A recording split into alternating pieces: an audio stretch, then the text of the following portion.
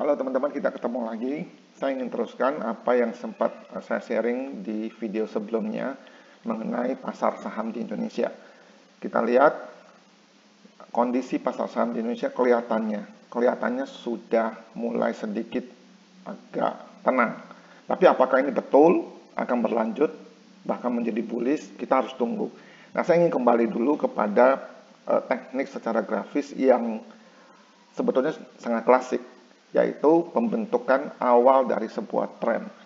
Kalau trennya uptrend, maka harus ada titik yang lebih tinggi, yang ini. D adalah lebih tinggi dari C.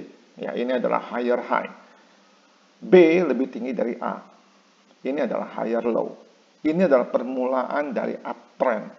Apakah uptrendnya akan sungguh-sungguh terjadi? Kita belum tahu, karena false break itu sering terjadi juga dalam pasar yang sedang volatile. Ya, penurunan harga saham yang luar biasa itu kadang bisa terjadi false break yang cukup besar, gitu ya. Nah, teman-teman, Anda lihat titik A dan titik B ini sekarang kondisinya titik A seolah-olah sudah terbentuk. Ini adalah IHSG, teman-teman lihat. Ini dia titik A-nya. Apakah A ini tidak akan terbentuk lagi di titik di bawah? Kita harus tunggu konfirmasi.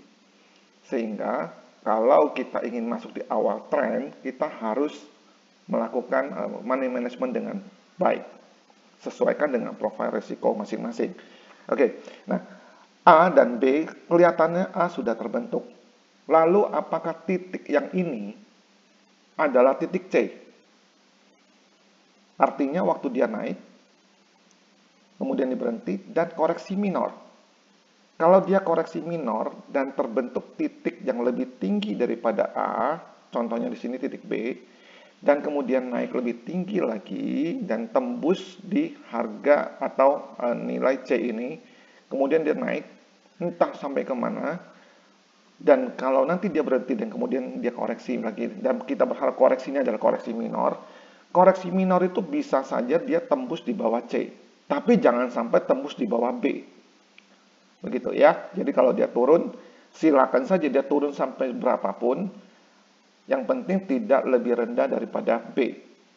Kalau dia turun, katakanlah titiknya di sini, tetap dia lebih tinggi dari B.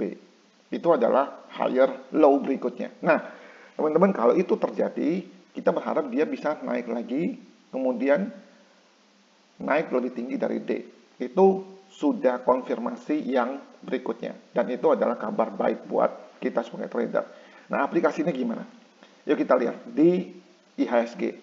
Ya, polanya seperti ini. Titik low-nya kita berharap ini sudah betul berhenti. Besok lusa, apakah ini akan naik lebih tinggi? Kita harus tunggu, karena market akan berjalan sesuai dengan apa yang diinginkan oleh big boys, ya, para pemain-pemain besar. Mereka lah yang bisa mengendalikan harga, mereka yang bisa mengendalikan pasar. Ya, kalau yang retail selalu menjadi follower. Sebagai follower kita harus tahu ikan besar berenangnya kemana. Kalau dia bergerak ke utara, ya kita ikut dia. Seperti itu. Ini indeks. Yang kita mau transaksikan bukan indeksnya kan. Yang kita mau transaksi itu adalah sahamnya. Kalau Anda perhatikan beberapa crash di waktu-waktu yang lalu, selalu saham-saham yang bergerak, yang pulih duluan, itu adalah saham-saham yang besar, yang orang sebut dengan blue chip. Karena blue chip itu adalah index mover. Kalau saham-saham kecil itu susah sekali untuk mempengaruhi indeks. Tapi kalau raksasa, saham-saham blue chip, kalau dia bergerak bersama-sama beberapa saham saja, indeks akan bergerak mengikuti arah dari saham-saham itu. Nah, coba kita lihat. Saham pertama yang saya ingin tunjukkan adalah saham BCA. Oke. Teman-teman lihat, titik low-nya sepertinya sudah ada di sini. Titik low-nya. Ya, saya besarkan sedikit. Titik low-nya sepertinya sudah terbentuk dan sudah naik. Apakah ini akan berhenti di sini atau besok akan naik lebih tinggi? Kita harus tunggu. Anggaplah ini adalah titik tertinggi yang dia capai pada periode yang pendek ini. Kemudian besok dan hari-hari berikutnya dia koreksi. Yang kita harapkan adalah koreksinya koreksi minor. Maksudnya apa? Maksudnya adalah turunnya tidak turun lebih bawah daripada titik yang ini. Kalau dia turun pelan-pelan dan tembus di bawah ini, ya kita nggak perlu lakukan transaksi. Seandainya dia turun dan berhenti di area yang lebih tinggi dari ini, entah di sini, entah di sini, kita tunggu. Nah, nanti saat kita mau beli, kita membeli kapan? Membeli adalah waktu dia bisa break di titik yang lebih tinggi daripada titik yang ini, titik yang C ini. Jadi kalau Anda mau beli, katakanlah ini adalah titik tertingginya, kita order buy setelah dia break. Sekali lagi break, bukan pada harga ini. Jadi kalau harga tertingginya ini ada 26, kita lihat, Anda lihat high ini, itu adalah 26975. Artinya kalau kita mau beli, paling tidak kita harus order di 27.000. Paling tidak. Kalau Anda mau lebih konservatif, bisa 2 titik atau 3 titik di atas 26975. Apakah bisa seperti itu? Bisa. Kalau Anda lakukan smart order di beberapa online trading, fasilitas itu sudah tersedia. Cukup banyak sekuritas yang punya fasilitas seperti itu. Sehingga waktu dia koreksi minor, lalu dia naik dan dia break, kita bisa order atas harga ini. Asumsinya ini adalah harga tertinggi pada periode ini. Kalau besok-besok dia tidak naik lagi. Tapi kalau dia naik lagi, tentu harga ini harus kita adjust. Sekali lagi, kita market follower. Kita harus ikuti apa yang dilakukan oleh big fish atau big boys. Ini saham BCA. Saham berikutnya Indofood. Sama. Low-nya sudah ada dan sudah naik.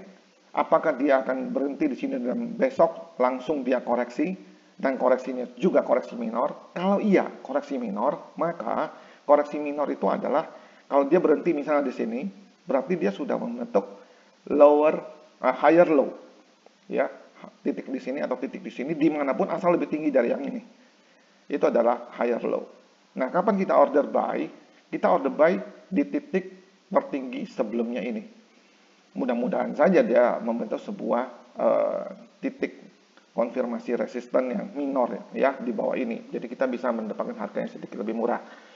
Nanti saya akan tampilkan lagi videonya sesuai dengan pergerakan grafik saham-saham ini. Yang berikutnya ICBP. ICBP kondisinya juga mirip dengan BCA dengan Indofood. Oke. Lalu ada saham Telkom. Juga sama. Nah, 4 saham ini, mungkin ada saham-saham yang lain, teman-teman bisa sampaikan, nanti kita lihat. Setelah terjadi kondisi seperti ini, mungkin sudah menjadi awal dari pembalikan arah. Tapi kalau dia tidak kuat, dia longsor, mudah-mudahan kita tidak kena false break. Maksudnya, dia break, tapi ternyata dia longsor dan kita cut loss. Nah, hal berikutnya yang penting kita perhatikan adalah teman-teman seperti ini. Waktu kita tahu harga sahamnya sudah turun dan kemudian naik, artinya higher low sudah terbentuk, lalu kita order di titik atasnya titik C ini, ternyata dia turun dan kita kena stop loss. Katakanlah stop lossnya kita di harga yang titik B ini. Saya biasanya pasang di titik B ini. Ya, masing-masing saham pasti berbeda. Untuk pertama kali ini, pembalikan arah ini, saya hanya akan beli satu saham. Ya, tidak 4-4 yang dari sini, BCA saya beli, Indofood saya beli, CBP saya beli, Telkom saya beli. Enggak, saya hanya akan pilih satu saja. Mungkin saya akan masuk saham BCA, karena ini adalah saham paling raksasa di Indonesia. Itu saja alasannya. Apakah dia terbaik dibandingkan emiten-emiten lain? Kita harus buktikan berikutnya. Ya, hanya saat ini BCA adalah saham yang paling raksasa. Jadi saya coba di saham itu. Nah, kalau saya beli di saham BCA, lalu berapa besar dana yang saya taruh di sini? Saya hanya akan masukkan 30% dari total dana trading saya. Katakanlah 100 juta.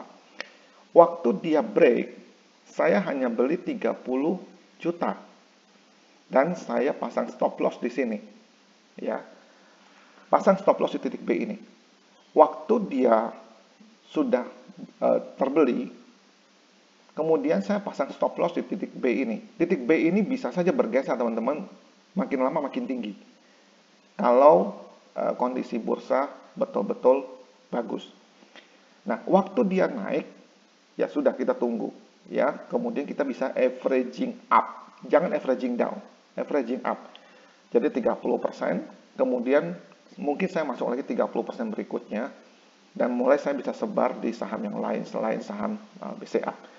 Nah, seandainya waktu kita sudah beli, ternyata ini breaknya adalah false break atau break palsu. Ternyata dia koreksi lagi dan turun di bawah harga B. Maka saya kena cut loss. Katakanlah harga beli saya dibandingkan dengan titik stop loss itu angkanya 10% saya minus.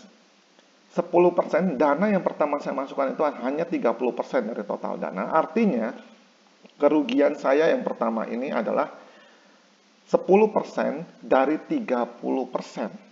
Karena dana yang saya pakai baru 30%, berarti saya loss total dana itu dari total dana adalah 3%. Masih masuk akal. Itu saya masih bisa terima. Nah, Anda teman-teman tolong tentukan berapa besar stop loss yang Anda bisa terima. Seorang trader harus latihan untuk bisa menerima stop loss. Kalau kita tidak mau loss kecil, suatu saat pasti loss besar. Pasti akan loss besar. Tapi kalau kita bersedia dengan loss yang kecil, tapi tidak sembarangan cut loss tentu, dengan teknik kita masing-masing, seperti yang tadi saya sharing, itu adalah teknik saya. Nah, kalau dengan cara seperti itu, saya stop loss hanya angka kecil saja. Sehingga waktu longsor dalam seperti ini, apakah saya kena? Ya enggak, saya nggak kena. Karena apa? Waktu dia kena harga stop loss saya exit. Jadi seperti itu teman-teman. Ini adalah cara yang saya lakukan dan mudah-mudahan cukup sederhana penjelasan saya kali ini. Terima kasih perhatiannya. God bless you.